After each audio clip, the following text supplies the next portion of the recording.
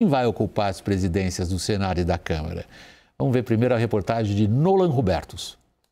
O próximo presidente da República vai ter que lidar com um Congresso majoritariamente de centro-direita. O cenário favorece Arthur Lira, do PP, na tentativa de se reeleger no comando da Câmara. Lira saiu forte das urnas, como o deputado mais votado de Alagoas e tem amplo apoio do PL, União Brasil e Republicanos. Somados ao PP, as siglas reúnem 246 deputados, praticamente metade das cadeiras da casa. Além disso, Lira tem sob controle as emendas de relator. São 7 bilhões de reais para os parlamentares ainda não liberados só neste ano do chamado orçamento secreto. Deve ser um fato determinante, provavelmente vai antecipar aí final de segundo semestre muito desafiador para a equipe econômica para fazer a gestão orçamentária em meio a esses imperativos da política. Aliado de primeira hora de Bolsonaro, Lira teria que negociar mais com partidos de esquerda em uma eventual vitória de Lula. O petista é contra o orçamento secreto e disse nesta sexta-feira que pretende substituir esse formato por um modelo participativo de despesas e investimentos. Lula ainda não tem um nome específico para a Câmara.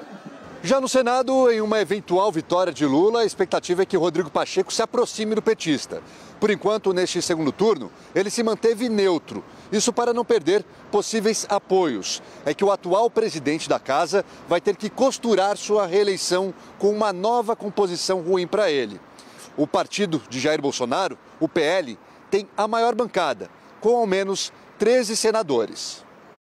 O PL ainda deve se unir com Republicanos e PP, somando 23 senadores, o que representa 40% dos votos que Pacheco conquistou quando concorreu ao cargo, há quase 2 anos.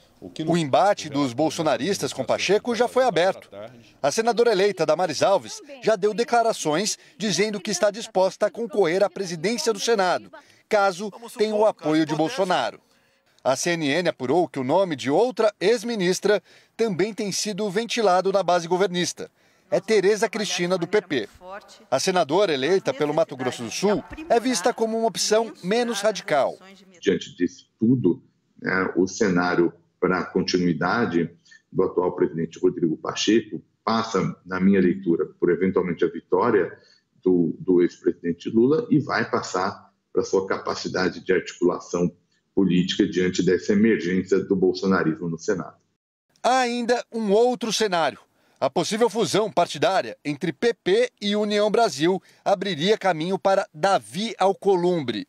O senador do União Brasil, reeleito pelo Amapá, teria planos de assumir novamente a cadeira que deixou ao perder a reeleição para Rodrigo Pacheco no ano passado. Cromar, começando por você aí em Brasília, evidentemente é importante, sempre foi importante, não? Saber quem vai ocupar a presidência dessas duas casas legislativas. A gente vê o que aconteceu com a Dilma, por exemplo. Foi se tornando cada vez mais importante a atuação dessas duas figuras políticas. Como é que você está vendo essas articulações no momento? William, primeiro de tudo, boa noite para você, para o Caio, para a Raquel. É sempre uma honra para mim e para o meu time participar desse debate com vocês e para a audiência da CNN Brasil. O que nós temos observado aqui nos últimos dias é que 2 movimentos são bastante interessantes de serem observados. O primeiro deles aconteceu exatamente um dia antes da eleição, né, em primeiro turno. Foi quando Arthur Lira anunciou que o seu partido, o PP, tinha um projeto de fusão com a União Brasil, e isso foi visto a partir da métrica eventual que Lira tinha e da certeza de vitória eleitoral, uma pavimentação daquilo que seja o projeto futuro, que é buscar a reeleição. Agora, uma questão muito interessante, aí a gente migra, se você me permite, para o dia da eleição à noite, né? Quando o presidente Jair Bolsonaro, ao lado do seu filho Flávio, vai conversar com os jornalistas e ali ainda se tinha uma dúvida se o PL ia ter 101 ou 99 deputados, começou a surgir um burburinho. E por quê? Porque em termos de regra legislativa, a maior bancada tem o direito natural de pleitear a mesa, né, de pleitear a presidência da casa. E aí isso tem construído um cenário, e hoje eu conversava com um consultor bastante experiente da Câmara dos Deputados, mais de 20 anos ali andando pelos corredores, ele dizia, Repare como o Lira joga de forma a chamar tanto o Bolsonaro quanto o Lula para o diálogo. Isso quer dizer, ele faz uma fala em que ele diz que o Congresso, a eleição do novo Congresso, avaliza o governo, e logo depois ele coloca para diálogo proposições que provocam a necessidade do grupo político de Lula, que está pensando na possibilidade de que Lula seja eleito, sobretudo algumas agendas de reforma e PECs, a se aproximarem para fazer um diálogo. Nos parece, então, aí que o grande movimento para a Câmara dos Deputados, que acaba sendo muito importante pela razão do impeachment de presidentes ao curso da história, é essa medição de espaços e de capacidade de diálogo de Lira pensando no ponto futuro e um determinado silêncio ou dificuldade de articulação inicial dessa bancada que é do presidente Bolsonaro. A gente pode dizer que esses eleitos do PL, mais do que em qualquer outra eleição, devem os seus mandatos à figura de Jair Bolsonaro. E aí a gente entra em um outro elemento.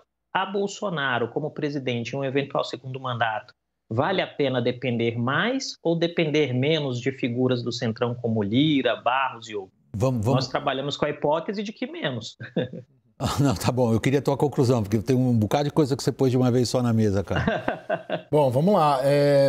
Concordo. Vamos centrar nisso. A figura do Lira e esse ponto que ele levantou agora, por exemplo. Ele tem a bancada do presidente, que é muito maior que a do Lira, nesse sentido. Sim. Porém, o Lira fala mais que a bancada do presidente. Não, o fato principal, essa negociação, essa fusão, federação partidária do PP com a União Brasil, ela cria uma força política maior que o PL, que é o partido do presidente. E, portanto, sempre as maiores bancadas na Câmara conseguem mobilizar mais apoios para eleger o presidente. É uma jogada do Ciro Nogueira também. Então, por isso que ela é um xadrez que a gente tem que olhar que quem capitaneia esse movimento é o Arthur Lira, mas é também o Ciro Nogueira ali de dentro do Palácio do Planalto. Bolsonaro ganhando é inevitável, o Arthur Lira praticamente reeleito. E mesmo se o Lula vencer, muito difícil que o Lula não sente para conversar com o Arthur Lira.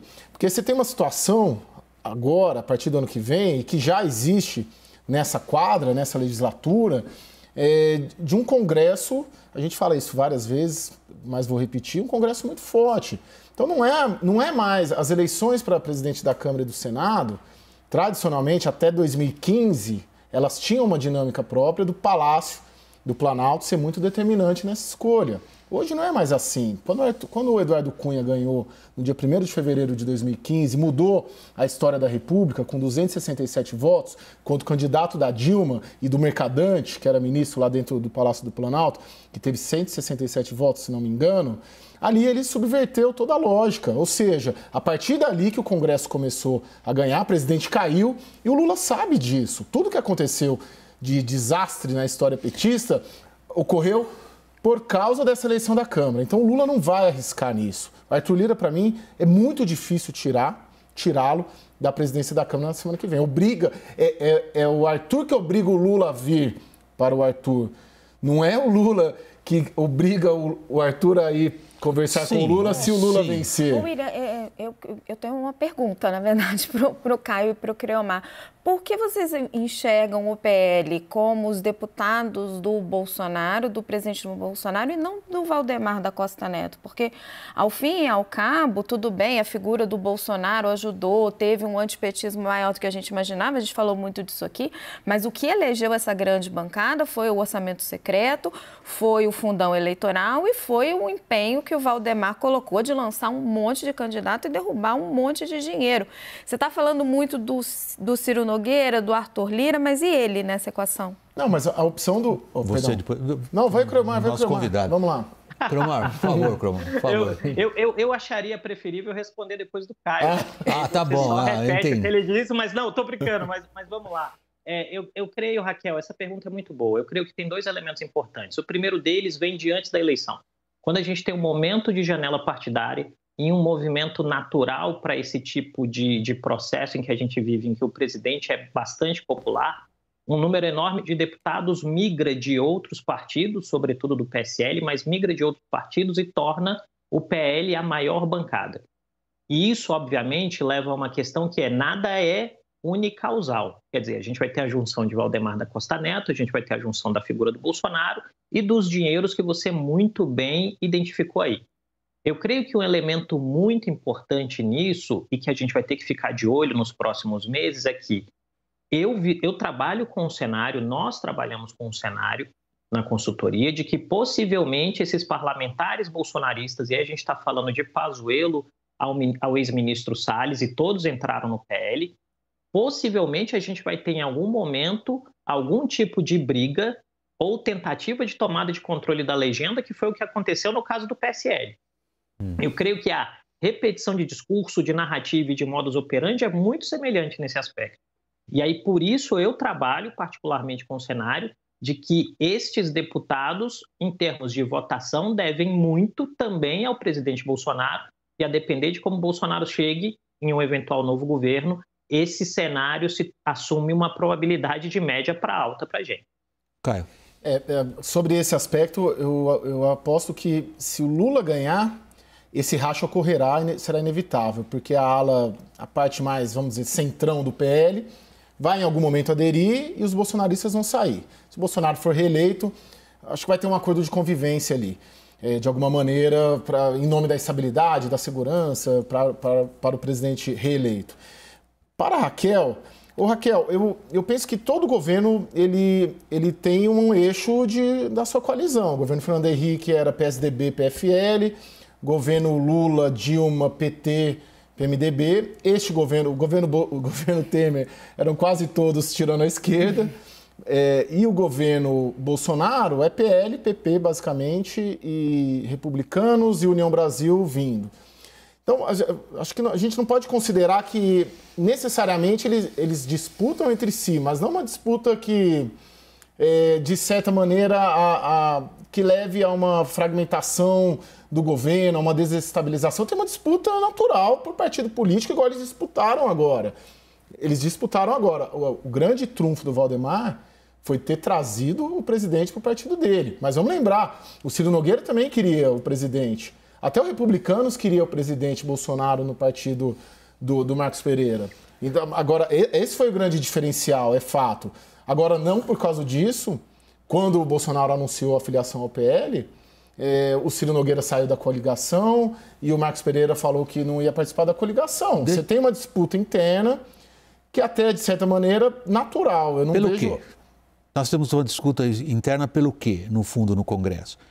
Que é um pouco a nossa ideia nessa edição aqui do WW. Tentar entender como é que esse Congresso se comporta em relação às questões fundamentais do país. A gente não pode perder isso de vista. Sim. Senão a gente vai ficar sempre examinando as entranhas eu sei da política como ela Sim. que são importantíssimas, mas nós vamos ficar girando em torno das entranhas.